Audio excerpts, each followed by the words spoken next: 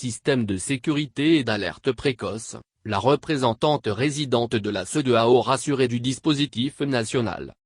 En poste en Côte d'Ivoire depuis le 10 novembre 2021, Fatou Cissé, actuelle représentante résidente de la Commission économique des États de l'Afrique de l'Ouest, CEDEAO, est engagée à se rapprocher des structures sous-régionales et continentales pour une meilleure coordination de ses activités. Mercredi, elle a, dans cette optique, fait une incursion au Centre national de coordination de mécanismes de réponse à l'alerte précoce, CNCMR, situé aux deux plateaux wallons.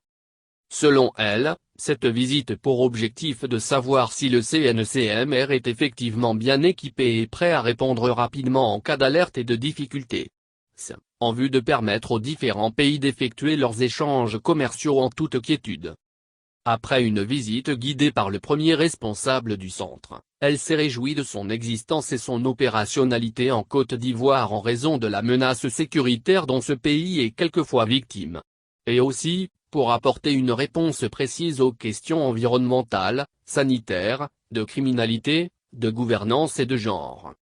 Vu la prise en compte de la sécurité humaine par cet organe, la représentante résidente de la CEDEAO a souhaité que les centres des autres pays membres ouvrent.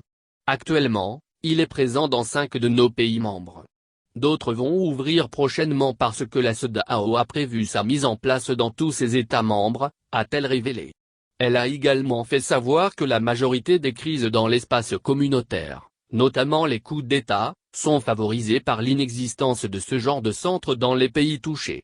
Ce centre pouvait permettre, par exemple, de prévenir les crises dans les 3 pays de la CEDEAO Burkina Faso, République de Guinée, même si son existence n'a pu éviter au Mali le coup d'État. Ce centre pourra aider à réduire au mieux ce type d'incident, précise-t-elle. Par ailleurs, Fatou Cissé a profité de cette visite au centre pour dévoiler ses activités pour la bonne marche des relations entre les pays membres et surtout le bien-être des populations. À ce titre, elle entend mener des campagnes de sensibilisation en collaboration avec des structures sous tutelle, aux différentes frontières de la Côte d'Ivoire pour expliquer les missions de la CEDEAO en vue de maintenir la confiance entre l'organisme sous-régional et les populations. Elle entend également effectuer des tournées dans les pays membres avec des structures des Nations Unies telles qu'ONU-Femmes, pour lever certaines zones d'ombre sur les nombreux fake news qui y circulent. Pour sa part, le directeur du centre, Dr Gabriel Ekanzaïomahan, s'est réjoui de la visite de la nouvelle représentante résidente de la CEDEAO à qui, ses collaborateurs et lui, ont partagé les raisons de la création du centre, les personnes qui y travaillent, leur domaine de compétences, etc.